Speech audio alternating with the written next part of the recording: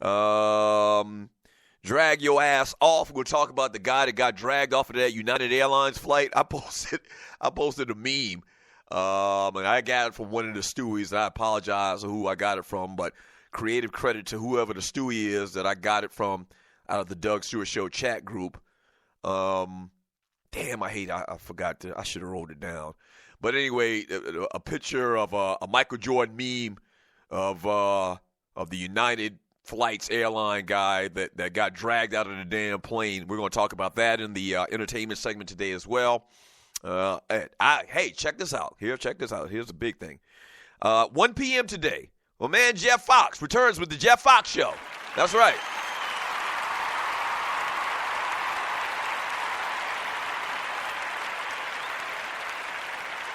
Yeah. Jeff Fox at 1 p.m. today Eastern Time. Shouts out to him. Great show yesterday afternoon, and as well as today at 2 p.m. Eastern Time, my man John Fisher, Patty Cake, cooking with the microwave at 2 p.m. today. And then later on tonight, man, make sure you follow the network, the Stewart Media and Entertainment Network, WSME. My man Jelani with the Wait a Minute Show, 9 p.m. tonight, right here once again on SME. Yeah.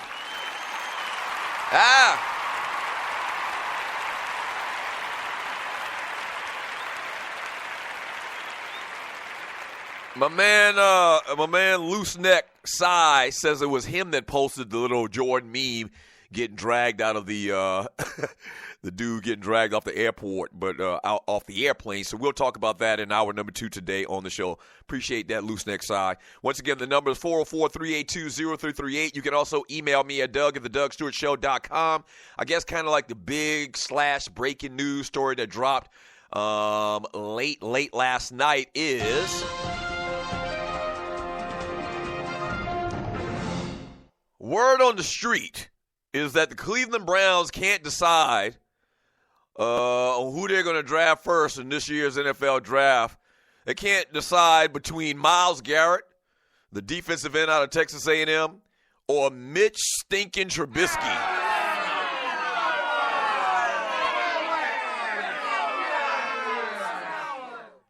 Yeah, the dude Adam Schefter from the Puppet Factory, and if you're new to the Doug Stewart Show, the Puppet Factory is what I call ESPN, has come out and said that basically sources are telling him that the Browns can't decide on which one of these guys they're going to pick with the number 1 pick in the draft.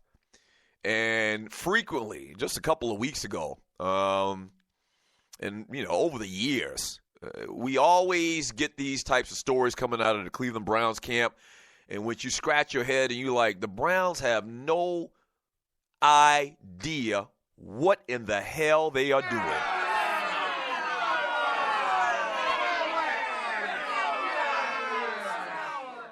Really, Cleveland Browns? You're going to take a quarterback, or you're thinking about it, and they may not do it. And there's a lot of time between now and the NFL draft, which is in a couple of weeks. I think it's the weekend of April 29th. I'm pretty sure it is. And right now, the Browns are undecided on whether they're going to take, an all-worldly, as far as measurables, as far as production in college, and Myles Garrett, or a guy who played at North Carolina, who doesn't have a good football team, traditionally, historically, and only played for 1 year. A guy that could not crack the starting lineup for some other guys that got drafted very late in the NFL draft out of North Carolina, which we'll get into all of these details here in a second, over the last couple of years. He was only able to start this year. And I, whenever I hear stories like this, man, I just feel sorry for Cleveland Browns fans. My wife is from the Cleveland area. Her brothers, my brother-in-laws, all of their cousins, they have such fond, thoughts about the Cleveland Browns. And the Browns have sucked my entire life, and it's moves like this. It's blowing, big opportunities like this to draft a player that can help turn around your franchise that make the Cleveland Browns the doo-doo Browns.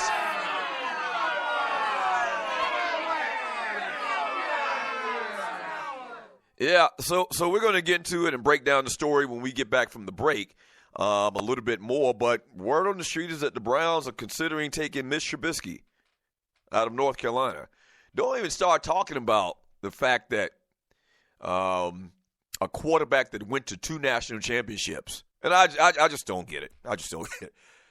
I mean, you went to 2 national championships. You look at the numbers for Deshaun Watson, man. His measurables. He's not a small guy. A lot of times they'll use the excuse, well, he's a small frame or whatever. You know, Johnny Manziel, even though Manziel got taken relatively high, you know, he's small. Same things they said about Russell Wilson. Same things they said about Pat White back in the day. He's not that big of a quarterback, so you need to be this size. So Deshaun Watson is 6'2", 200 and I think they said 30 pounds. And the man went to 2 national championships. He went to 2 national championships, balled out of control in both of them, basically ran out of time in the first one, played at a big-time Division I program, not just any program, the program that just won the national championship this year, and somehow a guy that has very little experience, very little tape, whose program didn't do a damn thing, is somehow catapulted over him.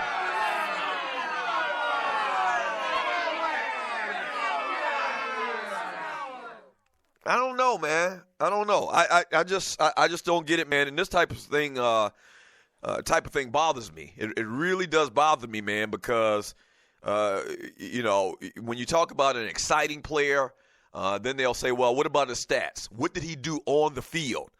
And if it's not one thing, it's another. He's not big enough. He's big enough, but he don't have the stats. Well, he's big enough, he has the stats, and he's still fighting for respect and talking about Deshaun Watson. So I just don't get it, man. And I tell you what, this Myles Garrett kid, man, we talked about a couple of days ago, and you're listening to the Doug Stewart Show. Really showed kind of like a sensitive side with that whole saga with going on the Mike and Mike show a couple of days ago. Didn't want to talk to Booger McFarland. That wasn't a good look. Another thing about him, I don't think we talked about it a lot, man, is, you know, this guy is kind of an intellectual. You know, wants to study, what's it, study of dinosaurs, paleontology or something like that. And it seems like over the years that if you're not 100% focused on football, like NFL teams don't really like that. They like you to devote your entire life, which I guess I can't be mad. You want to get somebody that's committed to being the best. You know, that kind of makes sense. And so the fact that this guy is saying, and he's already put out there that he's not going to play for, you know, forever and ever and ever, you know, like a guy that's really want to be one of the best players ever in the NFL would say. I don't know, man. Maybe teams and these GMs and these scouts starting to question him, period. But just, I don't know. I think that you have to take him number one. The same way that I thought about Jadeveon Clowney a couple of years ago. We talked about this yesterday. You had to take him. And it's not a situation where it's a reach. It's not a situation where there are a lot of, you know, sketchy things in the player's past. They don't have the measurables. I remember when Marvin Williams came out of North Carolina. And I know I'm switching to basketball, but it's a good analogy. I remember when Marvin Williams came out of North Carolina. You remember Marvin Williams didn't even start for Carolina. Okay, but he had all of these measurables and you know, he translates his measurables. They translate to being a good NBA player, you know, small forward, power forward. He could do it all. He had this good skill set or whatever, and the Hawks took him. And I don't remember where the Hawks took him in the first round, but it was relatively high for a guy that wasn't a starter on his college basketball team. And then when they did it, everybody was okay with it. You know, everybody was okay with it, you know. Marvin Williams, we can see why the Hawks did it. And then years later, when it turned out that he was below average, some people may even call a bust, then everybody questioned at that time, why did the Hawks take Marvin Williams when they did? But at the time that it happened, nobody had a question at all. All right, and for my Atlanta people, y'all remember it. At the time that it happened, nobody questioned it at all. I remember saying that I wanted to take Chris Paul. I think that was the year that Chris Paul came out. And I was like, man, we should take Chris Paul. Marvin Williams, I just don't trust him. I mean, it's something about him that I don't like. And Chris Paul is probably going to be a Hall of Famer, and Marvin Williams is a solid NBA player, once again, below average to solid player that we'll probably forget about a year or two after he retires. The point is you got to go on the resume. You have to go on, the more so proven entity. If you take Myles Garrett, I don't think after the fact, if you're a GM and you take Myles Garrett, I don't think after the fact people are going to say what they said about Marvin Williams. I don't think after the fact people are going to say they were wrong for taking Myles Garrett. No, just like when Jadeveon Clowney came out, he was the consensus number one pick. I don't think anybody, even if Jadeveon Clowney didn't pan out, would say that the Houston Texans were wrong in taking him when he did. It's just too obvious. And this is just an obvious thing with the Cleveland Browns. This is obvious. You got a guy 6'6", 275 pounds running into 4.6s. You got to take that guy. He's got the numbers, double-digit sacks, and you risk not taking that guy to take a guy that just started playing football this year? Oh, Lord.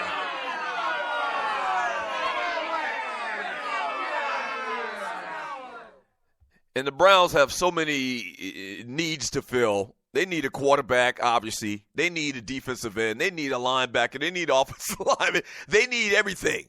You just got to go, man. If you're trying to change the culture of what's going on up there at Cleveland, we're going to get more into this in a second, and I just, start rambling about this stuff.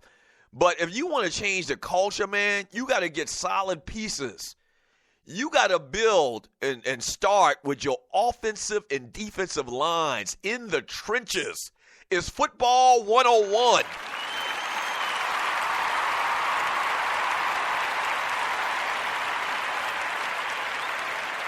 You ever notice how, and you're listening to the Doug Stewart Show. I'm going to save that thought for when we get back from the break, man. You ever notice how, certain things that we were taught as little kids, they just remain constant, I mean, just the basics, the fundamentals of what you need to build a good team. All right, we're talking football here. The basics of what you need. When I get back, I'm going to talk about that, man, and why this just makes no sense at all. I mean, I would understand if it was, I don't know, like a generational type quarterback. If you knew the guy, if you thought the guy was going to be like Peyton Manning, okay, and even he's questionable in a lot of people's minds. If you thought the guy was going to be, coming out of college, was a can't-miss quarterback. Can't-miss quarterbacks over the last couple of years, allegedly. Andrew Luck, Peyton Manning. If you thought it was one of those guys or whatever, save how you really feel about the player and his production in the NFL. If you thought you were getting a quarterback like that, I could understand it. But not a kid like Mitch Trubisky, and he might end up being one of the greatest quarterbacks ever. But based on what he's done in his production, why would you think that?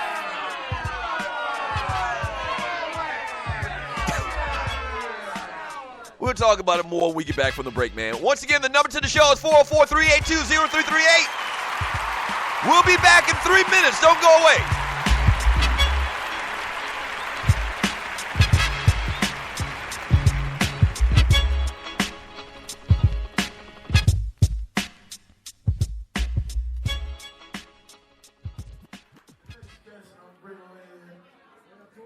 On this stage, these two sisters have a sound that is hypnotic. It's the best word I can use to describe it. Ladies and gentlemen, give it up for Slick and Rose, y'all.